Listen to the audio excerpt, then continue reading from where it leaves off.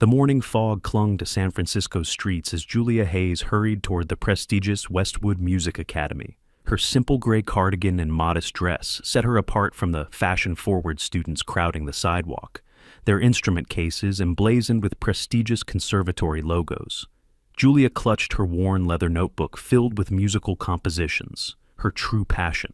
At 33, she'd built a modest career, writing arrangements for local orchestras and small productions. Though her work was played by others, few knew her face or name.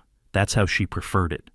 "Excuse me," she murmured, navigating through a group of animated violinists comparing notes about today's special event. A visiting masterclass with Constance Wellington, the most feared critic on the West Coast. Can you believe she called Taylor Fisher's Carnegie performance technically perfect but soulless? One student whispered. His career practically ended overnight. Julia swallowed hard. She remembered reading that scathing review. Constance Wellington didn't just critique music, she wielded her opinion like a weapon. Inside the building, Julia approached the reception desk. "I'm here for the Composition and Performance Connection seminar." The receptionist barely glanced up. "Room 342, you need to sign in." As Julia scribbled her name, the woman finally looked at her. "Are you a student or faculty?" "Neither, I'm a composer." Julia shifted uncomfortably. "My publisher arranged for me to observe today." The receptionist raised an eyebrow. "Well, it's primarily for performing students, but since you're on the list." She handed Julia a visitor badge with thinly veiled skepticism. In the elevator, Julia mentally rehearsed why she was putting herself through this. Her publisher had been blunt. "Your compositions are technically brilliant, Julia, but they lack something, an understanding of what performers need. You write as if you've never held an instrument." His suggestion? Observe a master class. See how musicians connect with their instruments. What he didn't know was that Julia had held an instrument. For 15 years, she'd poured her soul into the violin, practicing until her fingers bled and her shoulders ached. She'd been called gifted, exceptional even. But when it came to performing for others, paralyzing anxiety took over. After a particularly disastrous audition at Juilliard, she'd locked her violin away and turned to composition. Creating music for others to bring to life. As the elevator doors opened, Julia heard it, the unmistakable sound of a perfect E string being tuned. Her fingers twitched involuntarily, muscle memory responding to a call she'd denied for nearly a decade. She took a deep breath and stepped into the hallway. Just observe, take notes, don't draw attention. Little did she know, attention was exactly what she would get. Room 342 wasn't just any classroom, it was Westwood's crown jewel, a miniature concert hall with tiered seating facing a small stage. Julia slipped in through the back door, relieved to find several empty seats in the last row. She settled in, notebook ready, determined to remain invisible. The room buzzed with anticipation. Nearly 60 students, most clutching violins, filled the front rows. Faculty members and a few recognizable faces from San Francisco's music scene occupied the middle section. Julia recognized the concertmaster of the symphony and the dean of the conservatory among them. At precisely 10 a.m., the room fell silent as Constance Wellington made her entrance.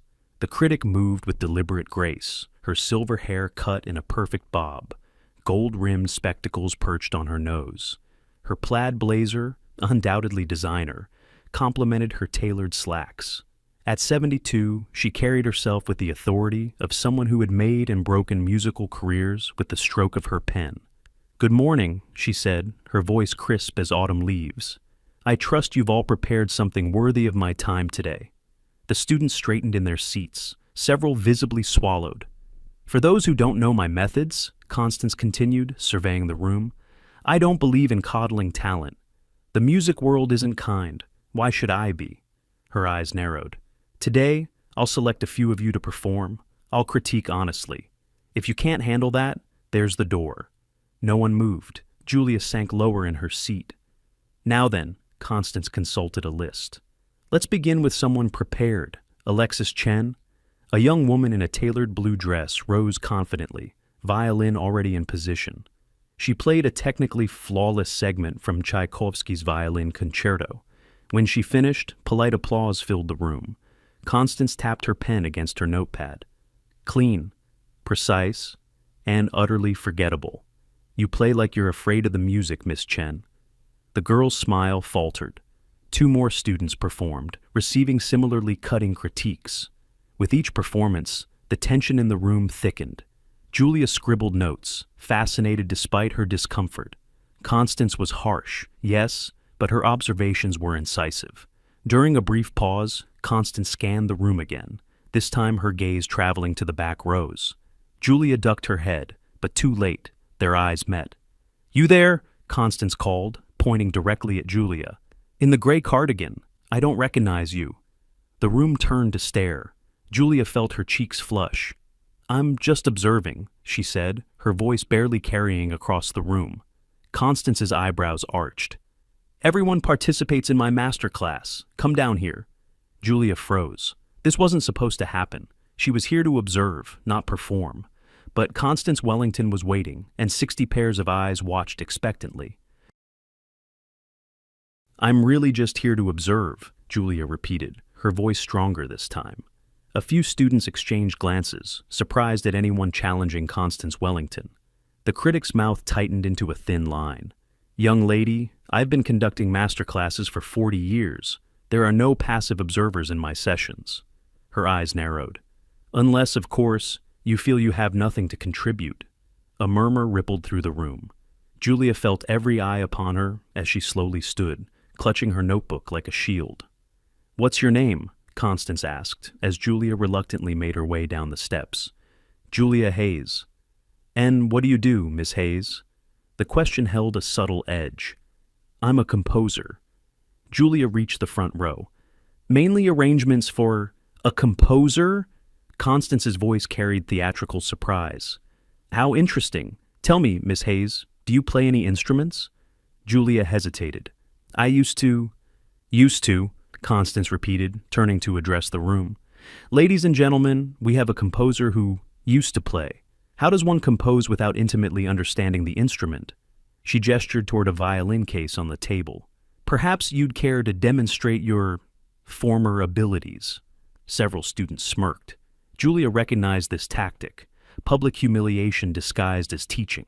She'd seen it before in elite music circles, where established figures maintained their position by tearing down newcomers. "I don't perform anymore," Julia said quietly. "Of course you don't." Constance's smile didn't reach her eyes. "Yet, you feel qualified to write music for performers." She opened the violin case, revealing a beautiful Stradivarius copy. "Indulge us. Play something. Anything. Show us what informs your compositions." Julia stared at the instrument. It had been 8 years since she'd held a violin. 8 years of deliberately avoiding this exact scenario, being forced to perform under critical eyes. "I'm sure you can manage a simple scale," Constance pressed, her tone dripping with condescension. "Even my beginner students can do that." A tall young man in the front row laughed softly. "Maybe she can try 'Twinkle, Twinkle, Little Star,'" he whispered to his neighbor, just loud enough for Julia to hear. Constance lifted the violin from its case, holding it out to Julia. "Consider this a learning opportunity, Miss Hayes. To write effectively for an instrument, one must understand its soul." Julia knew she was being mocked. Constance had already decided she was a fraud, a mediocre composer who couldn't perform, who didn't belong in this prestigious space. The critic had specifically chosen her to make an example. This is what happens to imposters. With trembling hands, Julia accepted the violin, its familiar weight simultaneously comforting and terrifying. "The stand is there," Constance said, gesturing.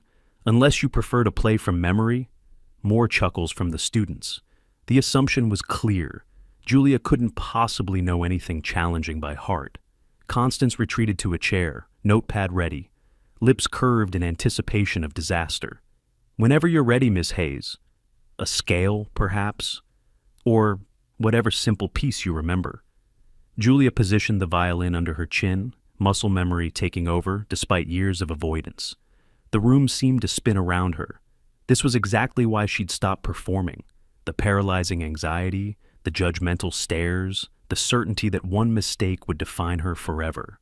Her bow hovered over the strings. She could play a simple scale as suggested and escape with minimal embarrassment. She could hand the violin back and refuse this charade altogether. Or she could show them who she really was. Julia closed her eyes, shutting out the room, the stairs, Constance's smug expression. In the darkness behind her eyelids, she found her breath, found her center, and made her choice. Time seemed to slow as Julia stood on the small stage, the violin nestled against her collarbone. The familiar feel of the instrument brought back a flood of memories, years of practice, competitions, the joy of playing, and ultimately, the fear that had silenced her. 8 years ago, during her Juilliard audition, panic had overtaken her. Her fingers had frozen mid-performance, the music evaporating from her mind. The judges' disappointed expressions had haunted her for years. That day she'd vowed never to perform again, channeling her musical gift into composition instead. Yet here she was, back in the spotlight. A memory surfaced, her former teacher's words. "Music isn't about perfection, Julia. It's about truth. Play your truth. Her truth. Not what Constance Wellington expected. Not what these students wanted to see. A humiliated woman proving their assumptions right." Julia opened her eyes, meeting Constance's satisfied smirk with newfound clarity. The critic expected failure. She'd deliberately set this up to embarrass the plain, unremarkable woman who dared enter her domain. Julia's fingers settled on the strings, fingers that hadn't forgotten, despite years of neglect. "We're waiting, Miss Hayes," Constance said, checking her watch. "Though perhaps we should move on if you're finding this too challenging." More snickers from the front row. The concertmaster shifted uncomfortably, looking as if he might intervene. Julia took a deep breath. She could walk away now, return to her safe, anonymous life of composing in the shadows. Or she could reclaim something she'd lost, not just her ability to perform, but her courage. In that moment, Julia made her decision. She wouldn't play a simple scale. She wouldn't match their low expectations. She positioned her bow and played the first note, a perfect resonant G that silenced the whispers instantly. Then another and another. The opening notes of Bach's Chaconne from Partita No. 2 filled the room, one of the most technically challenging pieces in the violin repertoire, a piece that separated true virtuosos from merely accomplished players. Julia saw Constance's eyes widen slightly, her composure slipping for just a moment. The critic had expected fumbling, perhaps a children's tune played with hesitation. Not this. Not the piece violinists spent decades mastering. As Julia continued playing, the technical perfection of each note was just the foundation. What flowed through her fingers was something more. All the emotion she'd bottled up for years, all the music she'd kept inside. The room disappeared, the judging eyes faded away. There was only Julia and the violin, speaking to each other after a long, painful silence. She closed her eyes again, surrendering fully to the music, and played her truth. Bach's Chaconne flowed from Julia's fingers as naturally as breathing. Each note rang true, each phrase built upon the last with architectural precision.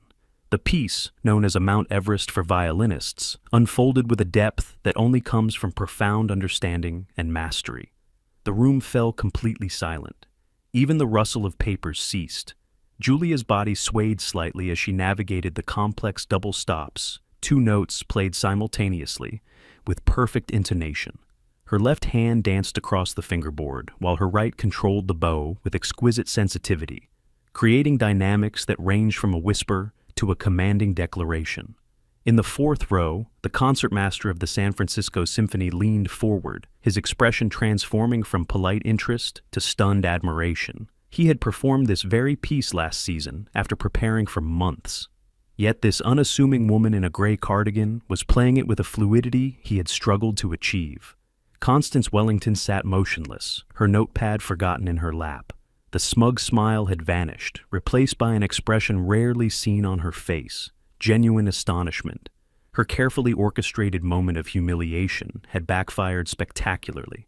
As Julia reached the piece's central section, where Bach shifts from minor to major, she infused the passage with an almost spiritual quality. The music brightened like sunlight, breaking through storm clouds, revealing new emotional terrain. Several listeners visibly shivered at the transformation. Julia remained immersed in her own world, eyes closed, completely connected to the instrument. Her technique was flawless, but it was her interpretation that elevated the performance beyond mere technical brilliance. She wasn't just playing notes on a page, she was telling a story, one of loss, rediscovery, and transcendence. The melody soared through the room's perfect acoustics, reaching even the furthest seats with crystalline clarity. In the back row, a young student wiped away tears. Next to her, a professor of violin technique shook his head in disbelief. The piece's final section returned to the profound minor theme, now enriched by everything that had come before. Julia's bow strokes became more intense, her vibrato expressing centuries of human emotion, distilled into pure sound. As she approached the final bars, she opened her eyes, her gaze direct and clear. Gone was the hesitant woman who had reluctantly taken the stage. In her place stood an artist fully reclaiming her power. The final chord resonated through the hall, lingering in the air like a question awaiting answer. For 3 heartbeats, complete silence held the room. Then someone in the back gasped audibly, breaking the spell. The applause began with one person, the concertmaster, who rose to his feet, clapping with unrestrained enthusiasm. Others quickly followed, the ovation building to a thunderous level. Students who had snickered earlier now stared open-mouthed, their hands moving automatically in applause while their brains still processed what they had witnessed. Through it all, Constance Wellington remained seated, her face unreadable. For perhaps the first time in decades, the formidable critic found herself speechless. Julia lowered the violin, her chest rising and falling with each breath. The familiar post-performance adrenaline coursed through her veins, a sensation she'd forgotten, both terrifying and exhilarating. As the applause continued, Julia noticed something unexpected. Her hands weren't shaking. The paralyzing anxiety that had once defined her relationship with performance had transformed into something else, a focused intensity that enhanced rather than inhibited her playing. She had faced her greatest fear on a public stage, under the scrutiny of one of music's harshest critics, and hadn't merely survived, she had triumphed. Looking directly at Constance Wellington, Julia offered a small, genuine smile, not of smugness or revenge, but of gratitude. Sometimes we need to be pushed to remember who we truly are. The standing ovation continued for nearly a minute, an eternity in the typically reserved atmosphere of a master class. Students who had been competing for Constance's approval now gazed at Julia with unfiltered admiration. Faculty members exchanged meaningful glances, already thinking about recruitment opportunities. When the applause finally subsided, an expectant hush fell over the room. All eyes turned to Constance Wellington, waiting for her verdict. The critic stood slowly, her composure mostly restored, save for a slight tremor in her hand as she adjusted her glasses. She approached Julia with measured steps, her expression carefully neutral. "Miss Hayes," she began, her voice carrying clearly through the silent room. "That was—" She paused, seeming to search for the right words. "That was a revelation." Coming from Constance Wellington, a woman who had once described a Grammy-winning performance as adequate, this was extraordinary praise. "Where did you study?" Constance asked, genuine curiosity replacing her earlier condescension. "Curtis Institute for a time," Julia replied softly. "Before I stopped performing." "Stop performing," Constance repeated, shaking her head. "A criminal waste of talent." She turned to address the room. "This, students, is what I've been trying to explain to you. Technical proficiency is merely the beginning. What Miss Hayes just demonstrated goes beyond technique. It's artistry in its purest form." The concertmaster approached, extending his hand to Julia. "That was remarkable. Are you currently affiliated with any orchestra?" Before Julia could answer, others gathered around her, faculty members offering teaching opportunities, students asking questions about her technique, local musicians introducing themselves. The energy in the room had completely transformed. Through the crowd, Julia glimpsed Constance Wellington watching from a distance, her expression thoughtful. When their eyes met, the older woman gave a slight nod, not quite an apology, but a clear acknowledgement. In 20 minutes, Julia Hayes had gone from anonymous observer to the center of San Francisco's musical elite. As the crowd gradually dispersed for a scheduled break, Constance approached Julia, who was carefully returning the violin to its case. "You handle that instrument like it's an extension of yourself," Constance observed, her earlier hostility replaced by professional respect. Julia closed the case gently. "It felt like coming home." Why did you stop? Constance asked directly. With that level of artistry, you could have... Performance anxiety, Julia interrupted, surprising herself with her candor. During my Juilliard audition, I froze completely, couldn't play a note. After that, the mere thought of performing would trigger panic attacks. Constance's expression softened almost imperceptibly. So, you turned to composition? Julia nodded.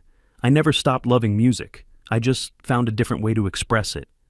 Your publisher sent you here, didn't they? Martin Wallace? When Julia looked surprised, Constance smiled wryly. San Francisco's music world is rather small. Martin mentioned he had a brilliant composer who needed to reconnect with performance. He didn't tell me you'd be here, Julia said. Nor did he tell me about you, Constance replied. Perhaps he orchestrated this little confrontation. A moment of understanding passed between them. Your compositions, Constance continued. I'd like to see them. Julia hesitated, then handed over her worn notebook. Constance flipped through it, her trained eyes scanning the complex arrangements. Her eyebrows rose incrementally with each page turn. You've been hiding twice, she finally said, closing the notebook. These are exceptional. She returned the notebook, then reached into her bag and extracted a business card. The San Francisco Chamber Orchestra needs a composer in residence. The position also requires occasional performance. Her eyes held Julia's. They need someone who understands both worlds. Julia took the card, her fingers trembling slightly. Not from anxiety this time, but possibility. Think about it, Constance said. Talent like yours shouldn't remain in the shadows. 3 months later, Julia Hayes stood center stage at the Herbst Theater, violin in hand. Behind her, the San Francisco Chamber Orchestra waited for her cue. In the front row, Constance Wellington watched intently, program notes in hand. The piece they were about to perform, Emergence, was Julia's own composition, written during the transformative weeks following the master class. As Julia raised her bow, she recalled the moment that had changed everything, when a critic's attempt to humiliate her had instead freed her.